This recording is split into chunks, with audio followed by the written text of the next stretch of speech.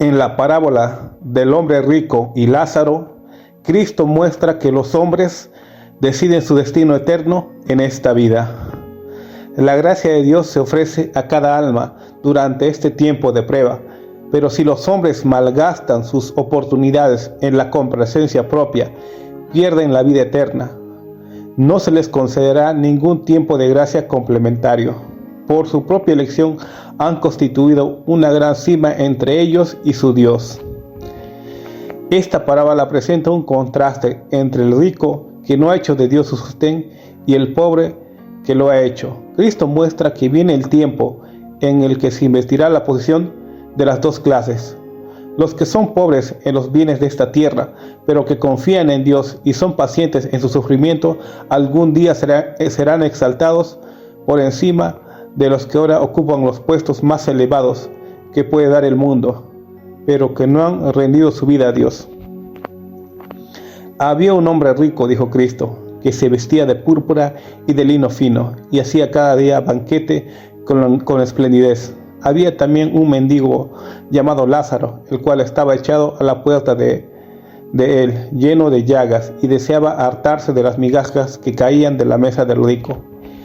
El rico no pertenecía a la clase representada por el juez inicuo, que abiertamente declara que no hacía caso de Dios ni de los hombres. El rico pretendía ser hijo de Abraham. No trataba con violencia al mendigo, ni lo echaba, porque le era desagradable su aspecto. Si el pobre y repugnante individuo podía consolarse contemplándolo cuando entraba en su puerta, el rico estaba de acuerdo con que permaneciera allí, pero revelaba una egoísta indiferencia a las necesidades de su hermano doliente. Entonces no había hospitales en los cuales se cuidara a los enfermos. Se llamaba la atención de aquellos a quienes el Señor había confiado riquezas hacia los doloridos y necesitados, para que estos recibiesen socorro y simpatía.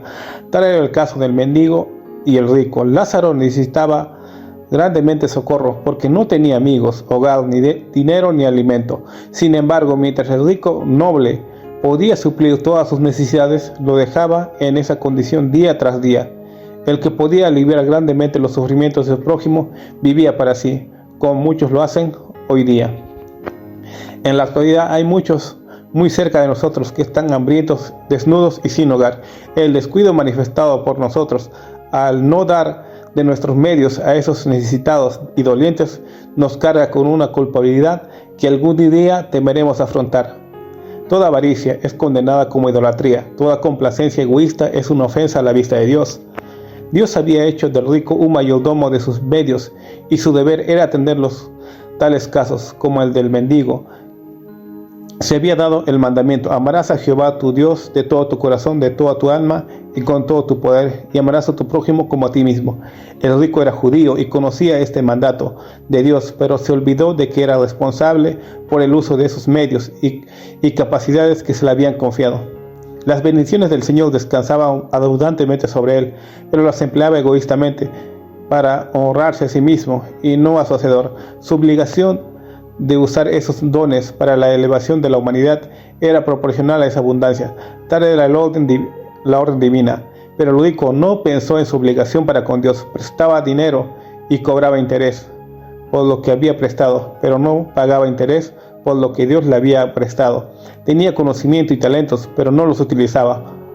Olvidado de su responsabilidad ante Dios, dedicaba al placer todas sus facultades, todo lo que lo rodeaba, su círculo de diversiones, la alabanza y la lisonja de sus amigos. Ministraba a su gozo egoísta. Tan absorto estaba en la sociedad de sus amigos que perdió todo sentido de su responsabilidad de cooperar con Dios en su ministración de misericordia. Tuvo oportunidad de entender la palabra de Dios y practicar sus enseñanzas, pero la sociedad amadora del placer que él escogió ocupaba de tal manera su tiempo que se olvidó del Dios de la eternidad. Vino el tiempo en que se realizó un cambio en la condición de los dos hombres. El pobre había sufrido todos los días, pero había sido paciente y soportado en silencio. Con el transcurso del tiempo murió y fue enterrado. No hubo lamentaciones por él, pero mediante su paciencia en los sufrimientos había testificado por Cristo, había soportado la prueba de su fe, y a su muerte se le representaba llevado por los ángeles al seno de Abraham. Lázaro representa a los pobres dolientes que creen en Cristo. Cuando suene la trompeta y todos los que estén en la tumba oigan la voz de Cristo y salgan, recibirán su recompensa, pues su fe en Dios no fue una mera teoría, sino una realidad.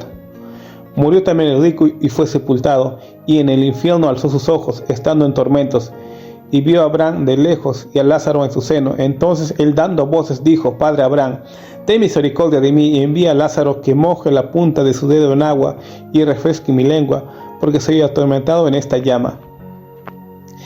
En la parábola, Cristo estaba haciendo frente al público en su propio terreno.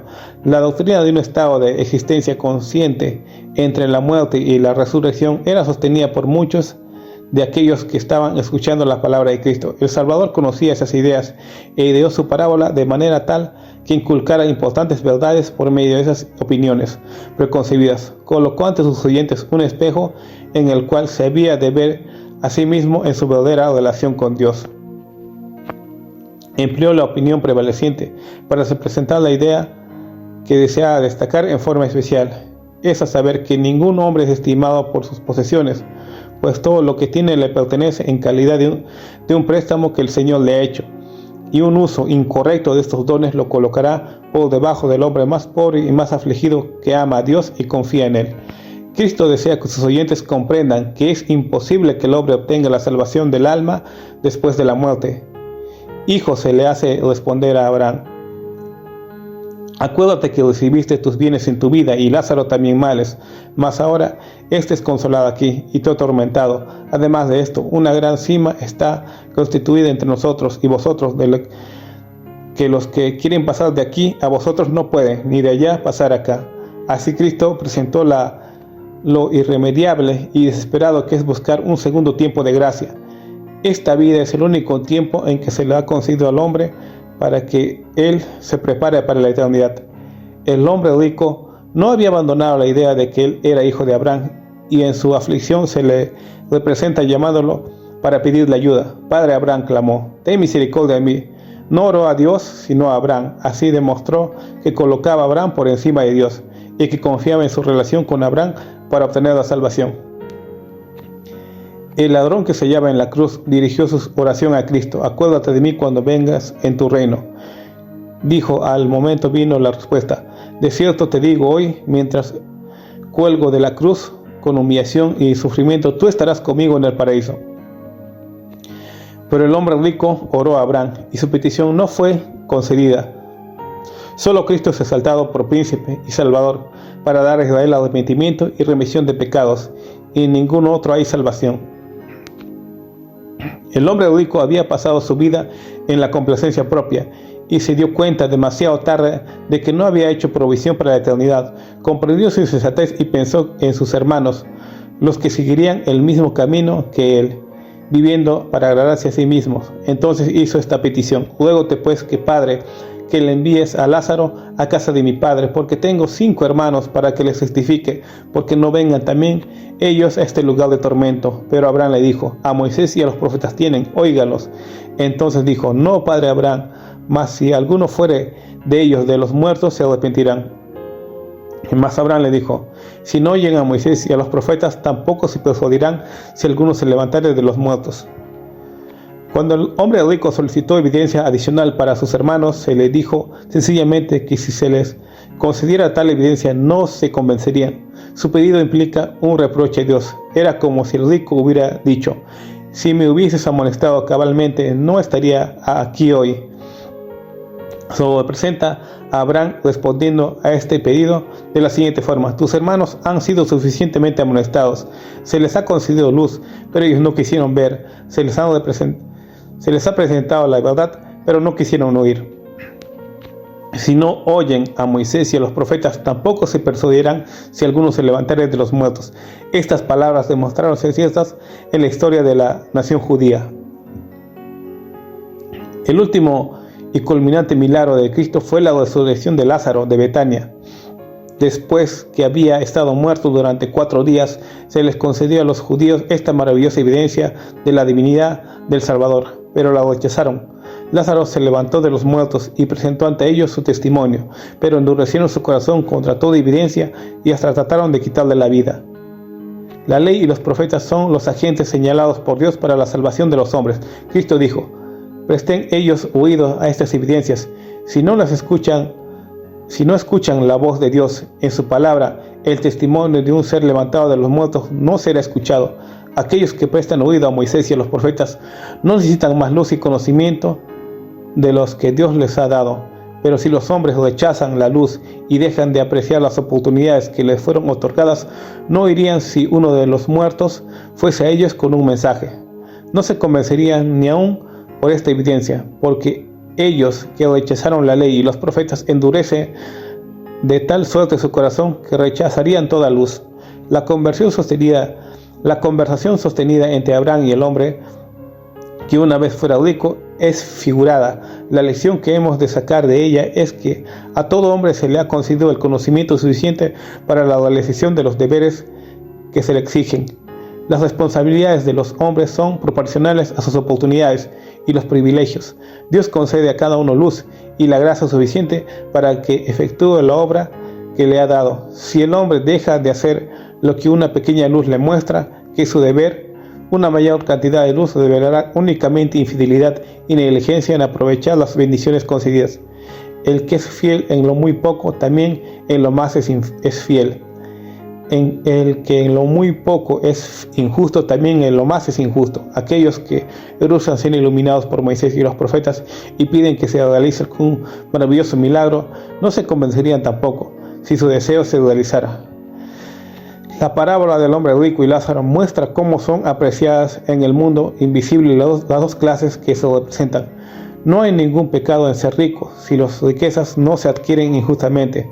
El hombre rico no es condenado por tener riquezas, pero la condenación descansa sobre él si los medios que se le han confiado son gastados egoístamente. Mucho mejor sería que colocara su dinero ante el trono de Dios, usándolo para lo bueno.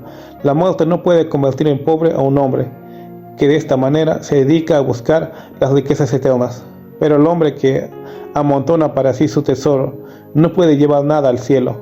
Ha demostrado ser mayordomo infiel durante toda su vida. Tuvo sus buenas cosas, pero se olvidó de sus obligaciones para con Dios. Dejó de obtener el tesoro celestial. El hombre rico tenía tantos privilegios. Nos es presentado como uno que debía haber cultivado sus dones, de manera que sus obras trascendiesen hasta el grado más allá, llevando consigo ventajas espirituales aprovechadas. Es el propósito de la redención, no solamente borrar el pecado, sino devolver a los hombres los dones espirituales perdidos a causa del poder empequeñecedor del pecado. El dinero no puede ser llevado a la vida futura, no se necesita allí, pero las buenas acciones ejecutadas en la salvación de las almas por Cristo son llevadas a los atros celestiales. Más aquellos que emplean egoístamente los dones del Señor para sí mismos, dejando sin ayuda a sus semejantes necesitados y no haciendo nada porque prospere la obra de Dios en el mundo, deshonrarán a su Hacedor. Frente a sus nombres en los libros de los cielos está escrito: robó a Dios. El hombre rico tenía todo lo que el dinero puede procurar, pero no poseía las riquezas que habrían conservado bien su cuenta con Dios. Vivió como si todo lo que poseía fuera suyo. Había descuidado el llamamiento de Dios y los clamores de los pobres que sufrían. Pero al fin viene un llamado que él no puede eludir. Por un poder al cual no le es posible objetar ni resistir, se le ordena que renuncie a las posesiones de las cuales él ya no es mayordomo. El hombre que una vez fuera rico es reducido a una desesperada pobreza. El manto de la justicia de Cristo, tejido en el telar del cielo, nunca podrá cubrirlo. El que una vez usara la púrpura más rica, el lino más fino, es reducido a la desnudez. Su tiempo de gracia ha terminado. Nada trajo al mundo y nada puede llevar de él. Cristo levanta el velo y presentó el cuadro ante los sacerdotes y los gobernantes, los escribas y los fariseos. Contempladlo vosotros, los que sois ricos en bienes de este mundo, y no sois ricos en lo que Dios respeta. ¿No contemplaréis esta escena? Aquellos que son altamente estimados entre los hombres es aborrecible en la vista de Dios. Cristo pregunta: ¿qué aprovechará al hombre si ganare todo el mundo y pierde su alma? ¿O qué recompensa dará el hombre por su alma.